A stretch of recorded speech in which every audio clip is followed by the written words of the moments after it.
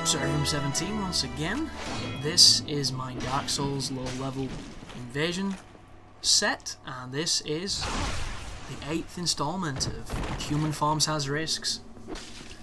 So at this point you've seen nearly all of my low level characters. This is the second of I think the 3 that I've got. One of them is a Karmic Justice build that I've barely used, you're not going to see too much of.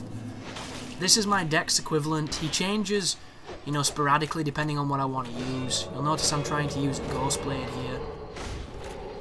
I go everything from dual wielding to watch this. That is amazing. That's like standing in the middle of a barren road and then immediately it's rush hour and all the cars are just smashing you. But the weird thing is, one of the phantoms goes home. I don't know if that's because somebody tried to invade and it kicked him out. I don't know really why that happens. He might have had bad internet. But I run away, stand next to my boy over here, the boar. For some reason gets the camera stuck on his ass. Then I pop a humanity and then I can go back down there and hopefully, you know, continue this fight. Because the funny part was, I didn't realise that there was all these fellas here. I thought it was just me and the host doing a standard, you know, what I do to hosts. So here comes this guy, running with intent, two-handing, probably going for my back. So I counter backstab him because it's the easiest thing you can do. Then I take a couple of quick hits, breaks a little bit of my poise because there's a lot of claymores getting swung around here. Very popular weapon, the claymore. Even more so before the patch because it swung at the speed of light. Not so much anymore. There's me going for the wake-up parry after the backstab, but the guy, it took him so long to swing, it didn't really work, but I end up killing him with a backstab, which is always good to see. Then I roll away, it's just me and the host. His hits on me are not doing any damage at all, just because of the fact that my defense is quite high. So it's that moment of, he's probably either going to heal, or this fight is done. And a lot of people do what he's doing now, the whole run around the fountain thing, which I don't really understand.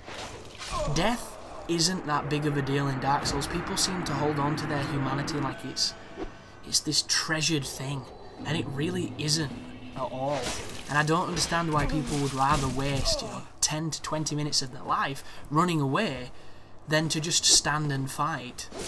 Like, it must come from ignorance and from inexperience, because everybody who's invaded or been invaded quite a lot, you realise that death really doesn't mean shit. Death loses all value when you play this game enough. I mean, it's frustrating when you die against a boss you don't like, or you die when you don't expect it to happen, but Dark Souls death happens. It happens a lot, and I think a lot of the people playing this game at this moment in time, because you'll notice that the traffic is not as high as it used to be on Xbox 360. The reason for this is the game is old now. You know, there's still new people picking it up, there's still old people playing it, but there's nowhere near the amount of traffic. And I think the biggest thing that killed it is the patch. The fact that people couldn't have their super ridiculous heavy builds flipping around, I think a lot of people lost interest. So the difference now is, instead of having, you know, tons of people wearing ridiculous armor flipping around and occupying the forest 24/7, those people have either moved on or started using cheat engines, or hacking the game, or using the save editor and giving themselves, you know, ridiculous stuff. Speaking of ridiculous stuff, this guy must think I'm dumb. Black Knights are about 9 feet tall. You've got to love him for trying, though. And he gets a backstab there that's cancelled. But it's very funny to see this kind of thing happening. It's times like this when I wish I had a shield on this character, so I could, you know, do some good. Because aside from the traditional parry, it can be really difficult to fight people with such a heavy-hitting weapon. But there's a crossfade there because me and him ran around like idiots for ages, and instead I come back with the Chaos Rapier, because it's the only thing I can do to fight against New Game Plus people. Because aside from this, they just destroy me. But back to the topic anyhow, like, people are cheating a lot more now, so you're seeing a lot of the Crystal Greatsword plus 15, you're seeing a lot of protector armor of almost everything. You've seen a lot of people with unlimited this, unlimited that, and it can be very frustrating for a lot of players. One thing where the traffic is a lot better is in the low level areas of the game, hence why this series is so popular, because I'm getting so much PvP, so I can put together video sequences with ease. And I can't do that in Anno Londo unless I get really lucky at certain times of the day. And I am a notoriously impatient person when it comes to invading. I hate standing around waiting. The thing I hate the most about the forest is how much I wait. I hate it. It bugs me so much. And that's what's going to be so cool about Dark Souls 2 when it first comes out, because it's going to be dense. It's going to be really dense, and I'm going to get as much out of it as I can. I mean, look at these people. Like, there's a whole culture of folks nowadays that don't know how to lose. You know, losing is a valid part of playing games. If you don't know how to lose, you'll never feel the highs of winning, because you don't know what the alternative is. And these motherfuckers are so conscious of winning and losing and win-loss and all that nonsense that they would rather quit than die. And it's... it just doesn't make any sense. Like, a lot of people who deem something that you do is either inappropriate or unfair, they will say like, oh, I would have healed if you did this, because you doing this, to me, is a sin, so I can now do this. And everybody has something along those lines that they think, you know, evens the playing field, completely gets rid of any perceived rules or principles, and everybody has them. But some people have them, and they're ridiculous. Like, mine is a ridiculous one. If you heal, I have no respect for you, then I will do anything to kill you. Doesn't matter. Rules are off, rules are gone. If you summon a phantom, exact same thing. Everything before that, I'm fine. That's just my standard. I don't expect anybody else to share it, but that is mine. You know, it's mine. I can't put it any more direct than that. Other people have different things. Like, a lot of people will do the perspective of, if you use a Hornet Ring, I will heal. Like, a Hornet Ring is as bad as healing, you know, which is just insane. But that's what a lot of people think. And there's a lot of mentalities along that line. If you do this, I will do this. And some people will even go as far as to say, if you do this, what I perceive to be a bad thing, I will disconnect. And people should disconnect on you. And I just don't understand that perspective. It's like, if more people disconnected, they probably wouldn't do it. But then you're assuming that these people care about winning. People care about, you know, about the souls. A lot of people who play this game couldn't give a single fuck about the souls. They've already got enough souls to do everything. So souls are trivial at this point. The fact that you don't see the win or the you destroyed message doesn't make a damn difference. Like, if you quit against me, I've already won. The only difference is you haven't stood and fought. So I've won through a technicality. And I don't understand how that's punishing someone. It's such a strange mentality that some folk have. That disconnecting is fine if somebody does something you deem is inappropriate. Like, I find it strange, I really do. But people have that attitude, and I've had numerous comments on my videos, and it gets to that point where you appreciate that regardless of what you do, somebody will find fault in it, and regardless of how you know, intelligently convey your argument or convey your point, there's always somebody who's going to shout the loudest or shout the most frequent, and, you know, just completely take it out of context and use it as an excuse to say something overly negative, because a lot of people have got no lives, no girlfriends, and that's what they enjoy. Boyfriends or whatever. It's such a strange community of people that enjoy that stuff. Oh, this right now, I don't really recommend the dragon at low level because he's far too powerful. He is fun, I'm not going to lie, I had a lot of fun doing silly things with the dragon, but I felt really guilty afterwards because look at it, one-shots from backstabs, it's unbelievably powerful. Riposts are even crazier, and the trade-off is he's got limited attacks, he's got pretty crappy defense and resistances, but his damage is so high it doesn't really matter. He can be killed though, which is always fun to see, as those guys take me out. But these are going to be very short and snappy because I only did it for a certain amount of time, because after a while you just kind of feel really bad. If you've got a conscience, that is. There'll be people that probably do this all day, every day and love it, because what's more powerful than being able to one-shot pretty much everybody? And I did not know that the dragon was this strong. This is the first time I'd ever used it, and I was just stunned. And I wanted to get some really silly gameplay with him, but the gameplay I got didn't really reflect what I wanted, and that's why I didn't do it for too long. But I probably did a good 200 to 300 invasions as the dragon form at low level in various places, and as you can see, he can be killed because his resilience, his defense is not as high as my standard form. It's just the strength. The strength is insane. And I hope Dark Souls 2 has something like this, or even more, if it expands on the different kind of transformations. That could be super cool, because the dragon is a great idea, but it's underused. You know, he's extremely limited, and he only has a couple of things that make him more unique than a standard build. But those things are pretty damn cool, and he does look ridiculous. And there's nothing, you know, better than looking ridiculous and destroying people. Because every time I beat somebody as a dragon and they sent me angry messages, I sent the same thing back. I just literally put, "I'm a scary dragon." That is it. I didn't need to put anything else. I was so entertained by the concept of that sentence that I was giggling like a child. And this right here is a couple of corpers. That parry is so loose, and I missed the riposte. But it doesn't really matter because I get him with the right hook. Look at the damage. So crazy. I don't know if this dude was in his menu or AFK. Either way, I land on him and he dies. I just chill out, stand there like a dragon. This is the strangest invasion I've seen in a while. So this is a dude who's in New Game Plus wearing almost full giants. He's got 2 Black Knight items on him. He's got a lot of life. And I don't think he understands he's up against somebody significantly weaker than himself. The difference is, though, he's not experienced enough the player versus player element that I don't think he knows how to handle it. So he's trying his best, he's doing little things, he's doing different things, but I do have a very high damage rapier for these situations, and I don't really think he knows how to respond. And this entire time you're going to be thinking, "Chris, why didn't you parry? Why didn't you try and parry? Why didn't you do this?" Well, the main reason is if he hits me with that weapon, I'm done. And I was more aware of this at that time, so I'm going to be super tentative here, and I'm going to fish. I'm going to fish like it's Fisherman's Horizon. You know?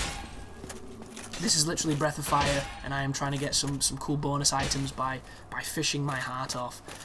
And it's one of those situations where you're either going to go down in flames of shame because all you did was circle for backstabs, or you're going to kill them. I just wanted to see him do something different, because he swings once. He has the stamina to poise crush me, to break my stability on my shield, and to kill me. But he just never has that epiphany of, "I should attack." And it costs him dearly. As you can see, I'm getting him down now. And he can heal. I'm just not going to give him the space to do it. And if he gives me opportunity to backstab, which he does a couple times, but I don't respond well. Like, there was a backstab, I fucked it. There's another one coming here, which should have been one. Let's have a look. Oh no, that was one. So that was kind of weird, that was almost a poised backstab, but very strange. And you might be wondering why I bowed. He bowed to me at the beginning of the duel, but I didn't keep it in because I wanted to make it a little bit shorter than it was, because as you saw, that fight took forever and nothing was achieved. Unlike this one, which, if there was ever any question of is invasions unbalanced, yeah, they are, but that's half the fun. Like, you don't know who you're gonna get. You don't know if you're gonna get somebody who's had the game on for 10 minutes, or somebody like this, who's wearing the heaviest of heavy armors, and they're both wearing the Mask of the Father, and Phantom Range on ridiculous lag. And that's all she said. But look at him. Uh-oh. Uh-oh. The funny thing about his character is he picked the fat one. I thought that was great. This is weird as well. This is one of those backstabs where you line up your rolls and you just get it in your land. I don't really do that too often, but interesting, so I kept it in. So 2 guys here, Phantom and a Host. That's a Drake Sword. Drake Swords are so powerful, man. Especially against the dragon. The dragon can't take too much of the Drake Sword at all. And as you can see, I do a growl, but I do get just demolished. And there's a jumping double-fisted attack. Watch this. This is hilarious. I love chasing people super close, but I didn't expect that. That knight is so dangerous. He's such a badass. There was a roaring to parry. You can kind of tell when people two-hand the Drake Sword that they're going to get super excited and swing like an idiot. It's not their fault, it's just the way that they've learnt to play. And they've never been punished the way that I just punished them, so how are they supposed to know?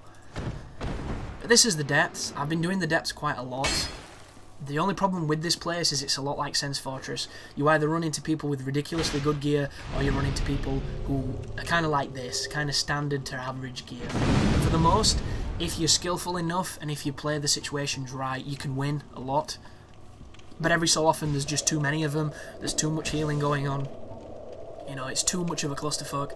But it's cool because I've never really done the depths, and there's a lot of stuff to lure people into, there's a lot of exciting situations to be had, and I don't think I've even scratched the surface of what I want to do. So I look forward to more depths invasions, because I've been having a lot of fun there.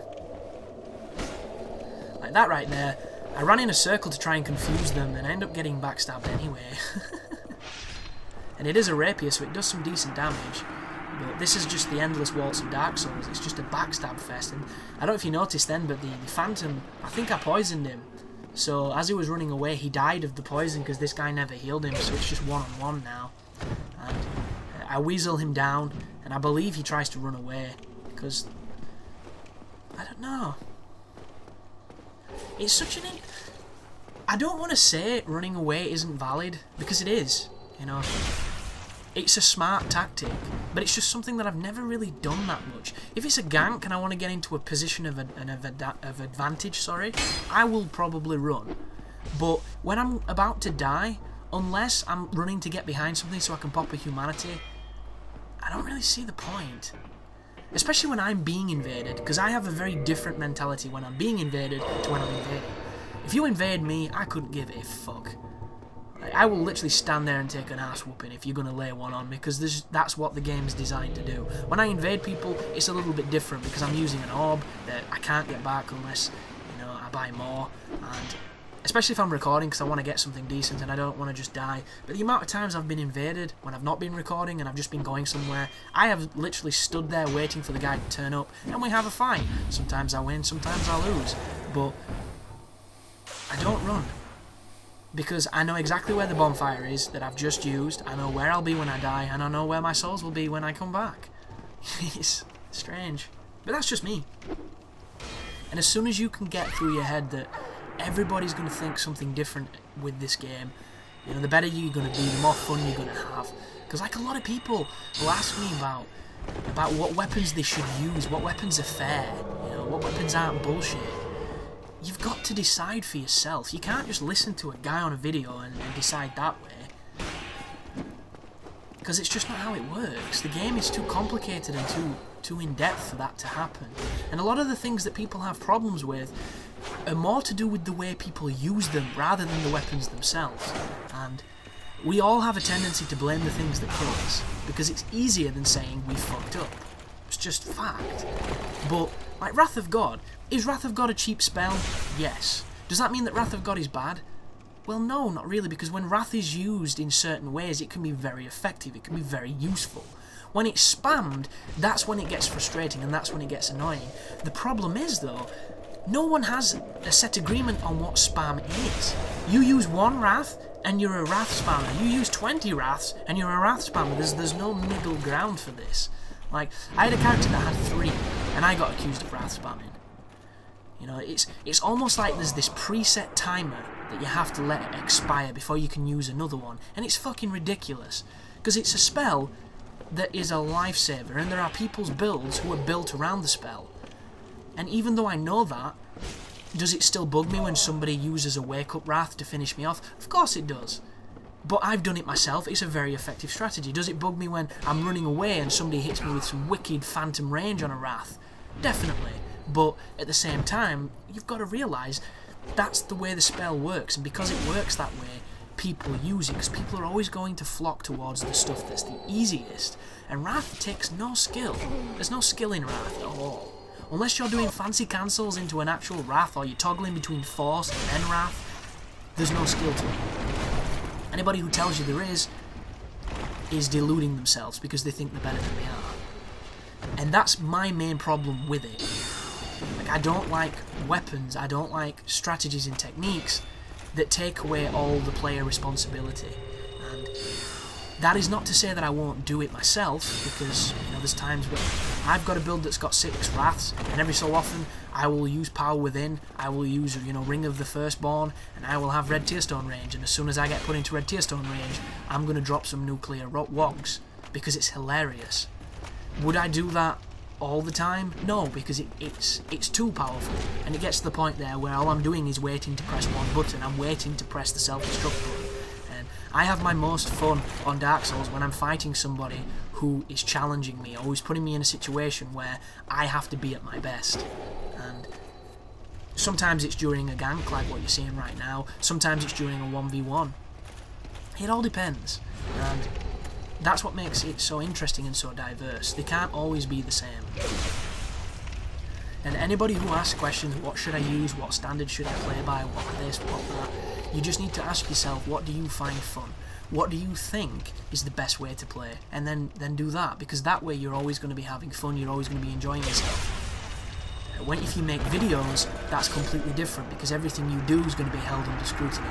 And the scrutiny can be harsh sometimes, and it can be very unfair, but the biggest problem is YouTube is exactly that. It's yourself digitized, and if you can't either thicken your skin or ignore a lot of the stuff that's going to come your way, you're probably going to have a bad time.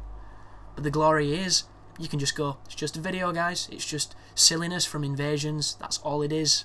You know, don't overthink it, don't read too much into it. There's no metaphors here, it's just me being a dick in random people's worlds. So thank you for watching, and you take care now.